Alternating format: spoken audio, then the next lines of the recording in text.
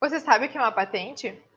Você já parou para pensar que você pode estar perdendo tempo e dinheiro ao deixar de patentear algum invento seu?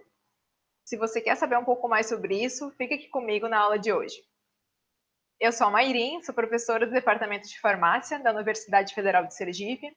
Durante algum tempo, eu coordenei o Núcleo de Inovação Tecnológica aqui da nossa instituição e venho ministrando cursos e palestras voltado para a propriedade intelectual, patentes, redação de patentes, buscas de patentes, e hoje eu vou abordar um pouquinho desse conteúdo aqui nessa aula.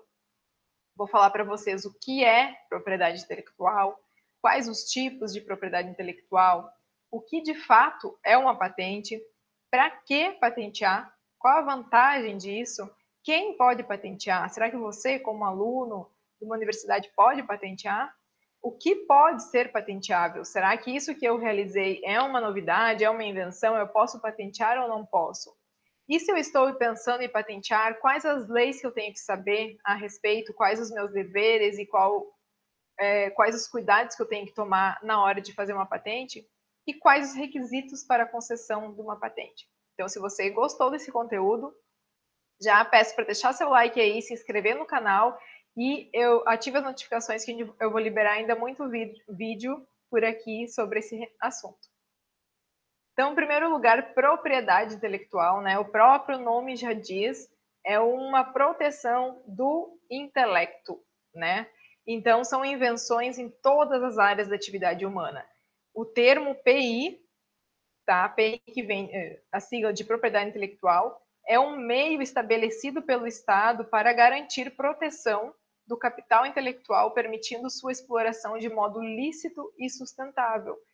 Então, como o próprio nome está dizendo, quando eu faço algum mestrado ou doutorado, eu descobri um produto, eu descobri um processo, eu descobri um meio de se chegar naquele produto, eu posso ter essa proteção, né, por algum tempo determinado, para eu explorar comercialmente essa minha invenção. Então, seja ela da área econômica, científica, literária e artística, desde que passíveis de exploração econômica, então isso é uma proteção intelectual. E essa proteção, essa propriedade intelectual está dividida em 3 grandes grupos, tá? Então é importante a gente saber um pouco da teoria para saber aonde a nossa invenção vai se encaixar. Então, um desses nichos, que é bem conhecido, é o direito autoral. Então, esse é um dos mais divulgados, né? Inclusive aqui hoje no YouTube, se eu coloco um vídeo que não é meu, o robozinho do YouTube tem como detectar que aquele vídeo não é meu e que ele tem um direito de um autor, porque eu não sou autora, e ele pode me banir e tirar esse vídeo do YouTube. Da mesma forma, se eu usar aqui na minha apresentação imagens que não são minhas e eu não tenho autorização para utilizá-las, eu posso ser processada, né, em razão do direito autoral, da invasão do direito de autor. Então, esses são cuidados que a gente tem que tomar. Se você é aluno, se você é professor, ou se você já escreveu alguma redação para um jornal e você não ia gostar que alguém pegasse aquele trecho que você escreveu, reproduzisse como sendo dele, né?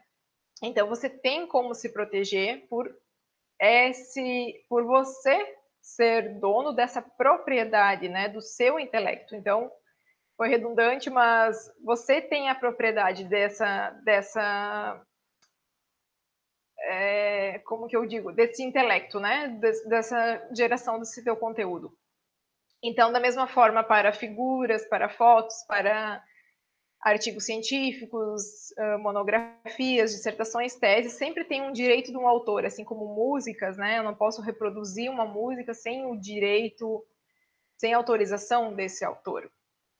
E aqui nessa parte de direito autoral também entra programas de computador. Então, no Brasil, quando a gente tem um programa de computador que a gente desenvolve, que a gente cria o código-fonte, isso não é patenteado, isso é registrado, né, como um direito de autor. Então, entra nessa parte também.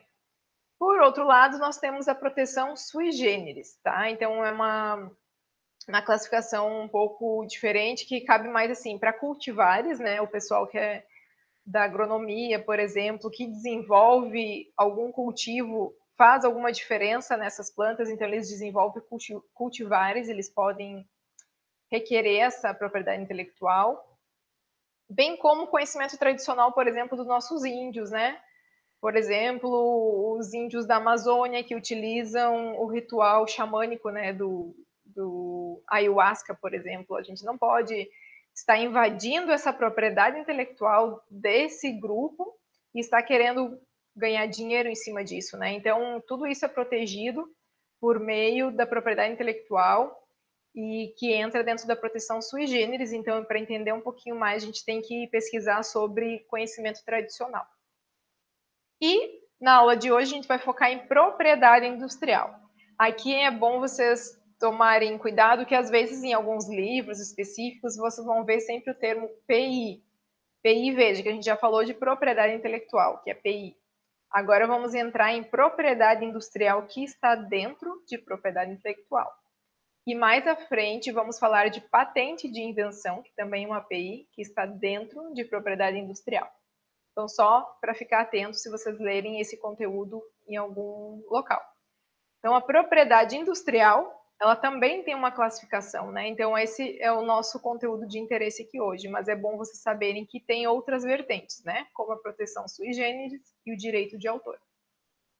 Então, a propriedade industrial é dividida em marca, indicação geográfica, a patente, né, que é o nosso foco aqui hoje, mas também tem outra classificação, que é o desenho industrial, e o segredo industrial.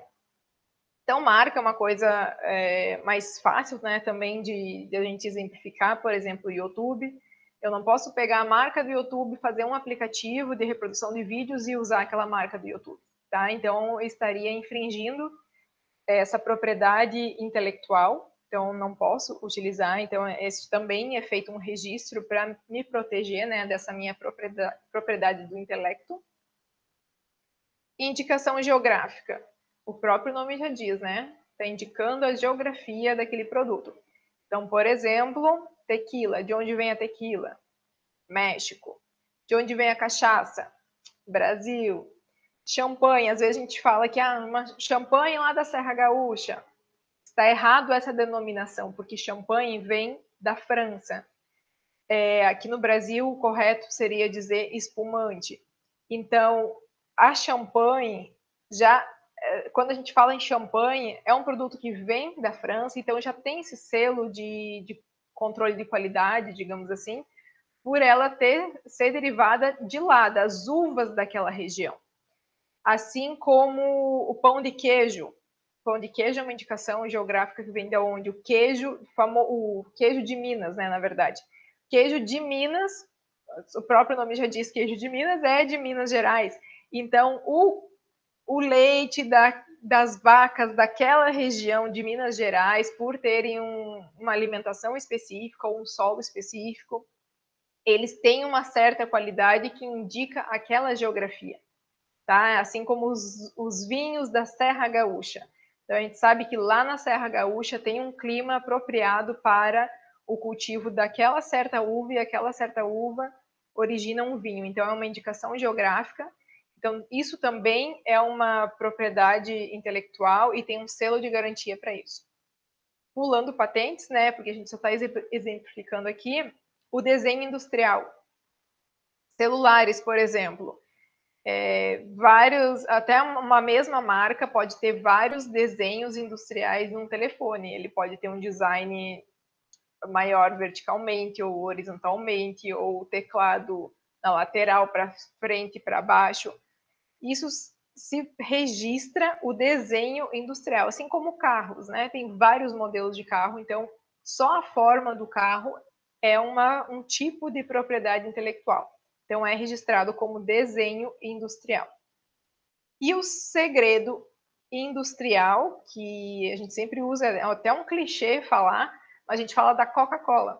Coca-Cola ninguém sabe como é produzida, né? Tanto que ela não tem uma imitação, uma genérica, né? Assim, boa que nem ela. Porque ela é um segredo industrial, tá? Então, ela é uma propriedade intelectual, mas ela é um segredo. Ela não é uma patente. A Coca-Cola tem o registro da sua marca, ela pode ter o desenho industrial, por exemplo, da sua garrafa, ela tem o segredo industrial e ela pode ter patentes de outras coisas. Então, digamos que para fazer uma Coca-Cola, eu preciso de um equipamento específico e aquele equipamento foi feito pela empresa Coca-Cola. Então, isso pode ser patenteado. E aí, focando na aula de hoje, a gente vai falar em patentes, tá? Mas é sempre muito importante saber da existência dessas outras classificações. E aí temos mais classificações, que são as classificações das patentes em si. E aqui vem mais um PI, que é a patente de invenção, e o MU, que é o modelo de utilidade. Então, veja ali o primeiro telefone, né, que vocês estão vendo esse verdinho, que era do modo de discar assim com o dedo, né? Não lembro como que se chama essa tecnologia, embora seja do meu tempo, provavelmente não seja do tempo da maioria de vocês. Mas é uma... Então, digamos que a invenção do telefone foi um invento, nem esse foi o primeiro, esse é só um exemplo, mas nem foi o primeiro tipo de telefone, né? Então, é uma invenção. Ah, eu tenho um aparelho que eu posso utilizar para me conectar com uma outra pessoa à distância. Então, é um invento de um telefone, dessa tecnologia. E aí, com essa mesma tecnologia, eu acho que é ruim ficar discando, né, girando ali o dedo para discar, não é uma coisa muito legal. Então, quem sabe só apertar fique mais fácil? Então, eu estou mudando o objeto. E esse objeto, com essa mudança, vai ficar mais útil. Então, isso é um modelo de utilidade. Então, a gente pode ter um modelo de utilidade com um telefone que disca só apertando nas teclas, que ele tem um formato mais fácil de se utilizar, ele é sem fio também já entra em uma tecnologia, na verdade. Então, são formas diferentes de patentes. Quando vocês forem... A gente tem que saber essa classificação, porque, por exemplo, se eu vou escrever uma patente, eu tenho que fazer buscas de outras para me basear na minha escrita. Se eu fizer buscas de outras, às vezes eu vou ver esse termozinho MU na frente ou PI na frente, daí eu já vou saber que é uma patente de invenção ou um modelo de utilidade. Hoje em dia, eu acho que desde 2012, as patentes não vêm mais com esse código na frente, elas vêm com o código só do país, tá? O BR e o número da patente. Mas é importante a gente ter esse conhecimento. E aí, dentro das patentes de invenções, a gente tem algumas categorias, que dentro da mesma patente, quando eu escrevo uma patente, eu posso estar tanto reivindicando o aparelho, quanto o processo, quanto o produto. Por exemplo, eu trabalho nessa farmacêutica, eu trabalho com produtos naturais, então digamos que eu estudei uma planta, aquela planta tem atividades analgésicas, mas eu descobri qual o processo de extrair aqueles produtos dentro dessa planta. Então, isso é um processo de extração que ninguém conhecia. Eu que descobri como fazer isso. Então, eu posso patentear o processo. E para fazer esse processo, eu tive que usar um aparelho específico, que eu que inventei aquele aparelho. Então, eu posso patentear também o aparelho. E aí, pronto, já tenho o processo, né? Já tenho o aparelho. E aí eu consigo extrair produtos dessa planta, metabólitos secundários, né? Um flavonoide dessa planta. E com esse flavonoide, eu consigo, por exemplo, fazer um xarope com propriedades analgésicas, digamos assim. Então, esse é o meu produto. Então, eu posso, com a mesma atividade ali de inventiva, né, eu posso estar requerendo tanto aparelhos, quanto processo, quanto produtos, e posso ter as minhas patentes aqui, né, em todas essas categorias. Então, o que de fato é uma patente? É um título de propriedade temporário outorgado pelo Estado ao inventor ou à pessoa legitimada. Como assim? Quando a gente tem uma casa, a gente não tem uma escritura, então a gente tem um título outorgado por alguém, né? Então, aqui essa foto que vocês veem ali, ela é uma carta patente. Então, depois que eu depositei uma patente, aqui no Brasil, o órgão responsável é o INPI, o Instituto Nacional de Propriedade Intelectual, que está afiliado ao Ministério... Eu esqueci porque agora teve uma fusão dos ministérios, né? Mas é o Ministério da Tecnologia que teve mais um outro que teve uma fusão. Então, está vinculado ao Ministério de Tecnologia. E essa carta patente, então, é emitida a essa pessoa legitimada ou ao inventor. Então, depois que eu fiz o depósito, algum tempo depois, em torno de uns 10 anos, essa patente é avaliada e ela vai ser concedida, então ela vai ser de proteção exclusiva desse inventor. Então, é um título de propriedade temporário outorgado a essa pessoa. Por que temporário? Porque as patentes têm o tempo de proteção, né? Ela não dura a vida toda. Por isso que temos os genéricos, por exemplo. Então, quando a patente vence, outras pessoas conseguem reproduzir a mesma formulação, né? Então, para a patente de invenção, o tempo de proteção é 20 anos, contados da data do depósito, e para o modelo de utilidade é 15 anos contados da data de depósito. Porém, lembra que eu falei para vocês que entre o depósito da patente até ela ser concedida, pode levar algum tempo. Pode levar 12 anos, pode levar 11 anos, pode levar 8 anos, porque isso depende muito da demanda, da quantidade de técnicos que existem para avaliar essa patente, né, que é um trabalho manual. Então, tem uma resolução que diz que esse prazo de vigência não será inferior a 10 anos, porque não seria justo eu, como inventor, depositei uma patente e o NPI só me dá um retorno 15 anos depois. Ou seja, se eu vou ficar com 5 anos de proteção, aí não dá, né? Então, tem essa resolução dizendo que não será inferior a 10 anos a contar a data de concessão. E aí, quais as vantagens de depositar uma patente? Será que tem vantagens para o inventor, ou só tem vantagens para o país, ou não tem vantagem para nenhum? Então, vamos lá. Para o país, tem sim vantagens. Primeiro, é uma ferramenta para a disseminação da informação. Lembram que a Coca-Cola é um segredo industrial? Pois é, a Coca-Cola, por que ela é um segredo industrial? Porque eles não tinham interesse de que ela estivesse divulgada após que essa receita, né, digamos assim, não estivesse divulgada, publicada, depois de ser depositada, né? Porque com a patente isso acontece. Quando eu deposito uma patente, ela vai estar disponível após a publicação. Então, isso é um benefício, né? Porque ela é fonte de dados para os indicadores do grau de desenvolvimento tecnológico e econômico. A gente consegue acompanhar a evolução da tecnologia, a gente consegue identificar detentores de tecnologias concorrentes, identificar tendências tecnológicas ou identificar mercados potenciais. Imaginem se todo mundo fizesse segredo industrial, a gente não ia estar estimulando, né, a concorrência e melhorando assim essas tecnologias, né? Porque às vezes a gente consegue, no meio científico mesmo, a gente vê um artigo e vê, ó, fulano fez aquele experimento, mas será que ele fez o outro? Ou ele desenvolveu essa formulação e essa formulação tem tanto de solubilidade, será que eu não posso melhorar essa solubilidade dessa formulação?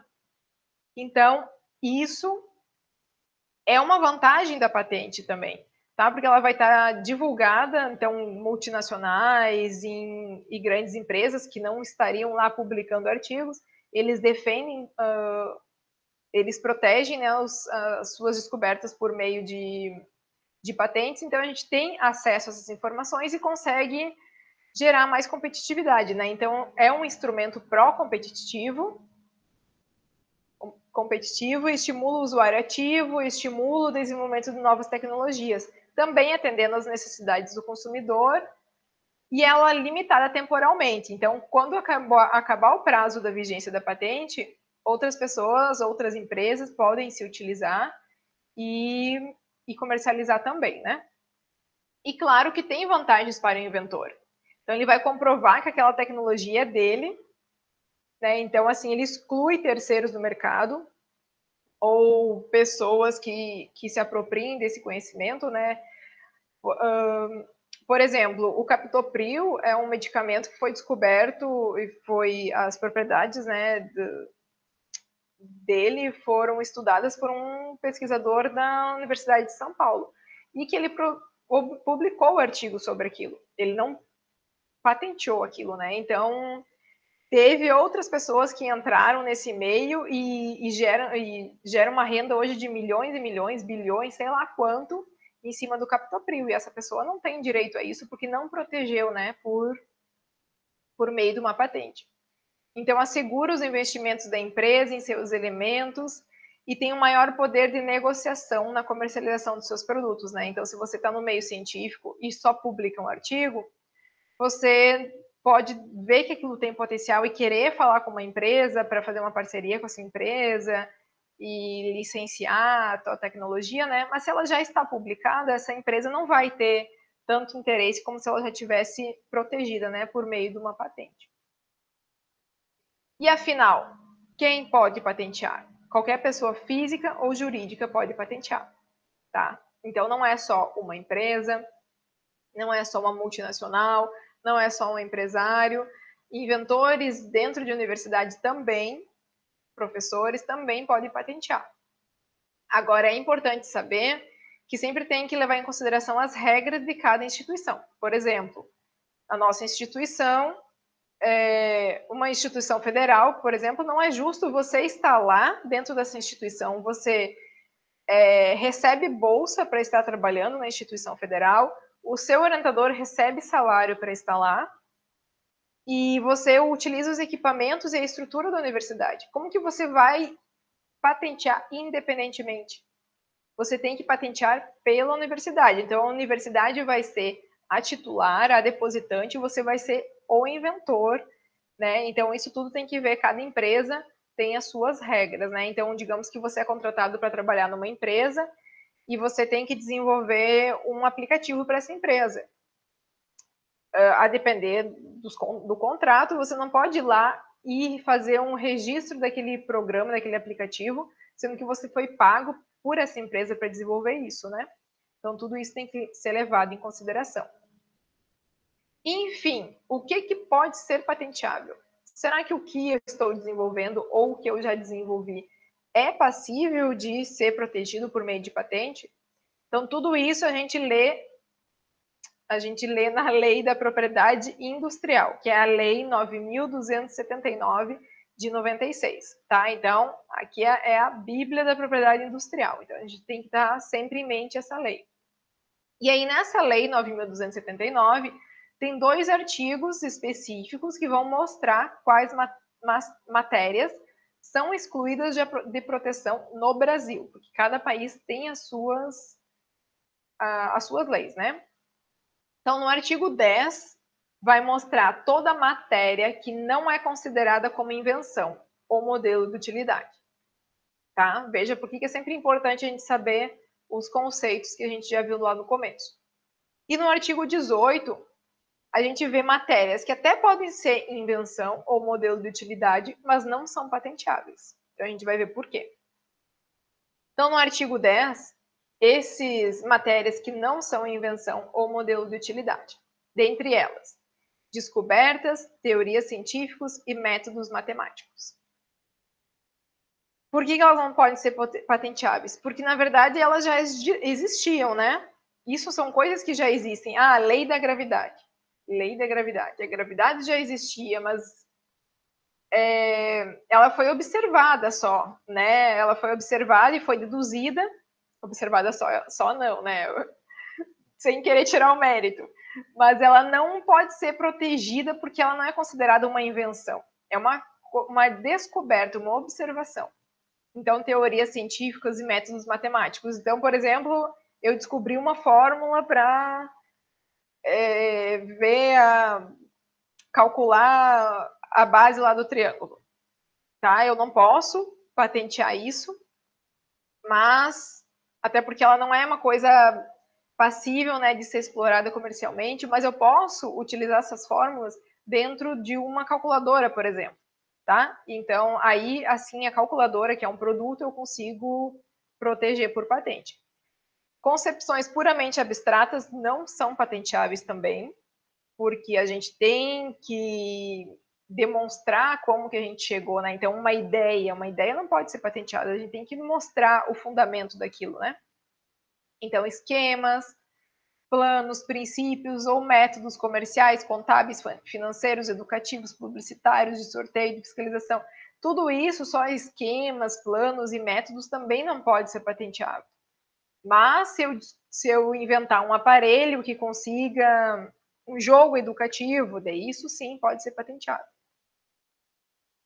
Obras literárias arquitetônicas, artísticas e científicas ou qualquer criação estética.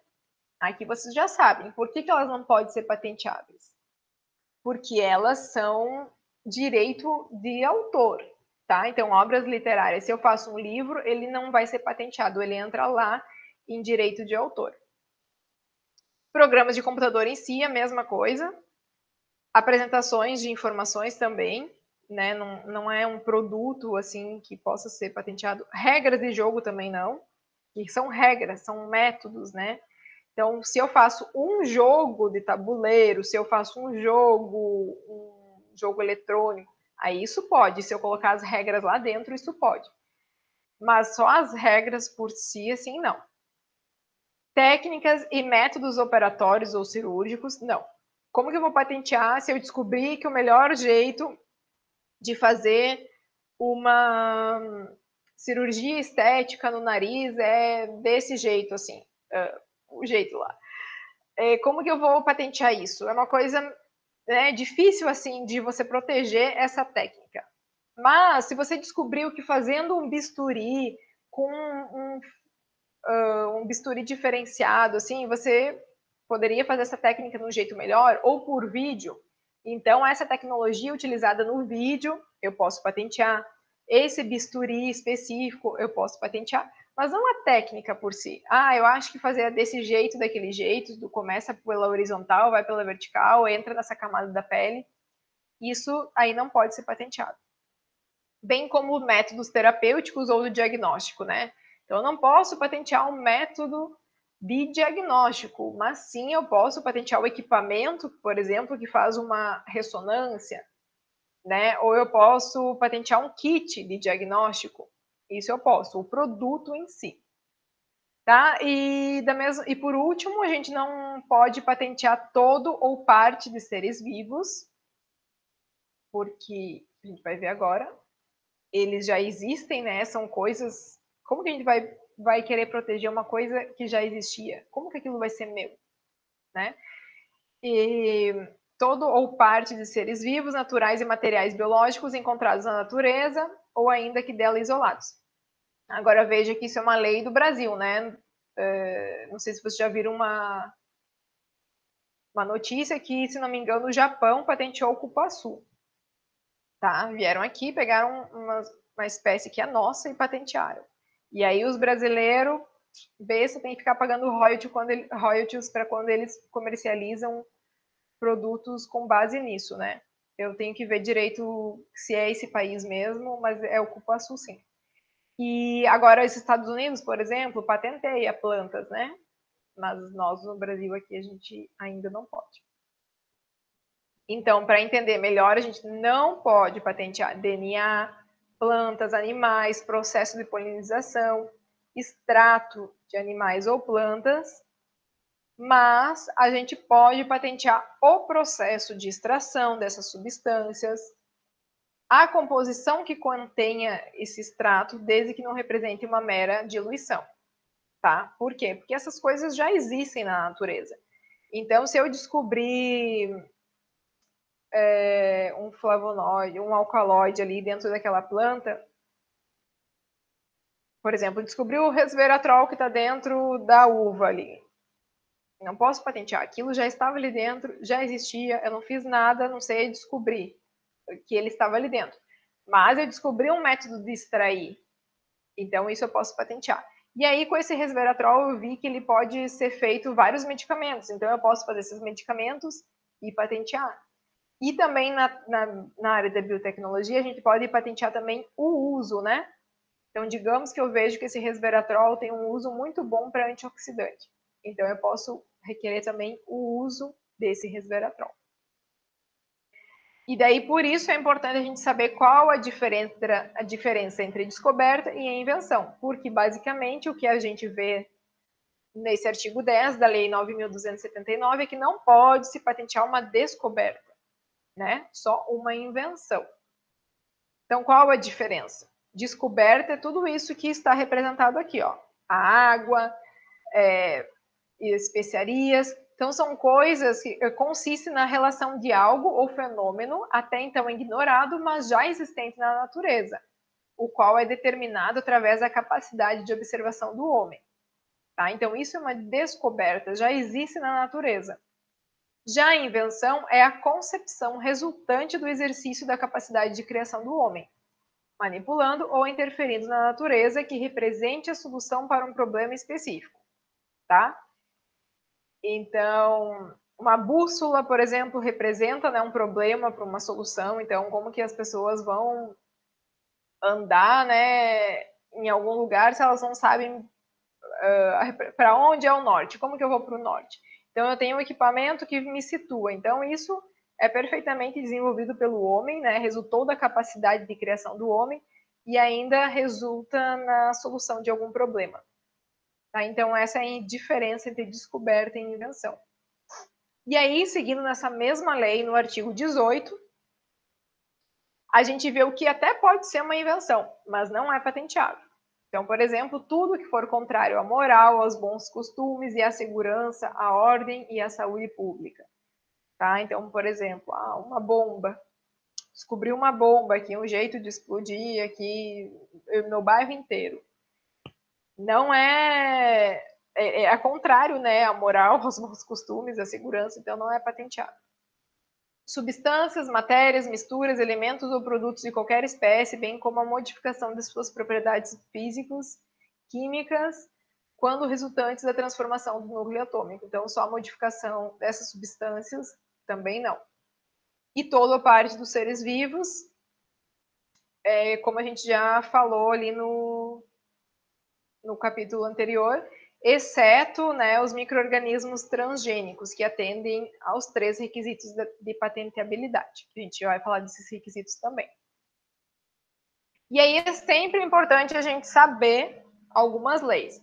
Então, para todos que querem trabalhar com qualquer propriedade industrial, tem que saber da Lei 9.279, de 96.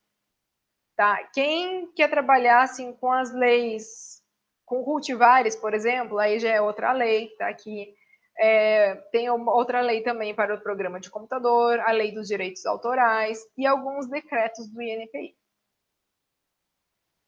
E a gente tem que saber, já sabendo, né, o que é patente, como patentear, quem pode patentear. Vocês já viram que vocês têm potencial para ter uma patente, e aí você tem que saber os requisitos para ter uma patente concedida, tá?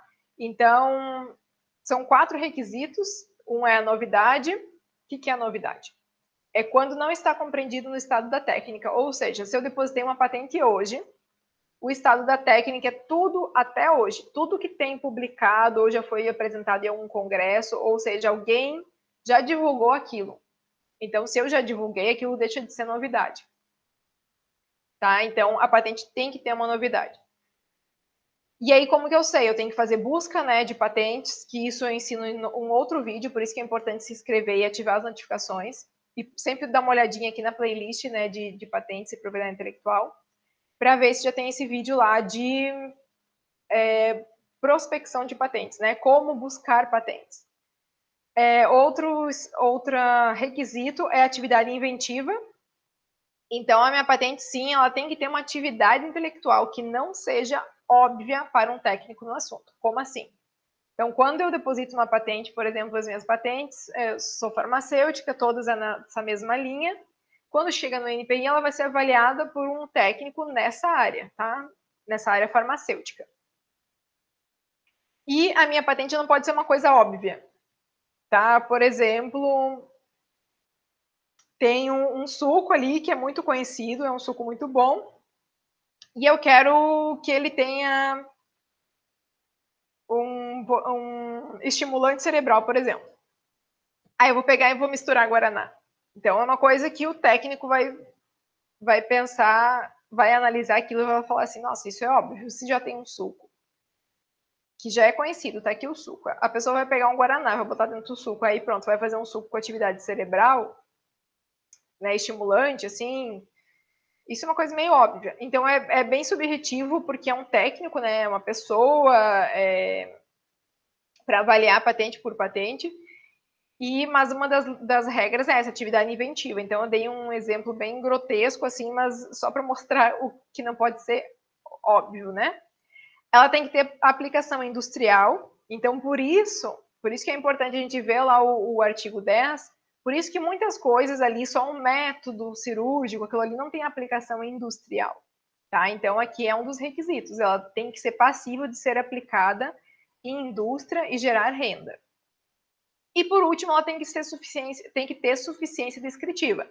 Como que eu vou mostrar tudo isso, que ela é nova, que ela tem atividade inventiva e uma aplicação industrial, se eu não escrevi bem claro lá no meu relatório de patente, para que um técnico no assunto consiga ler e entender aquilo. Tá? Então, ela tem que ter uma suficiência descritiva. E isso é assunto para uma aula super extensa, onde eu mostro como escrever uma patente. Tá? Então, mas para vocês já saberem, os requisitos para uma concessão de patente são esses: novidade, atividade inventiva, aplicação industrial e suficiência descritiva. E esses foram o conteúdo da aula de hoje. Se vocês têm alguma dúvida, é só deixar aí nos comentários. Já peço para deixar seu like, se inscrever no canal. E aqui vai ter muito conteúdo, ainda vai ter muito conteúdo sobre propriedade intelectual e propriedade industrial. Espero que vocês tenham gostado e nos vemos nos próximos vídeos.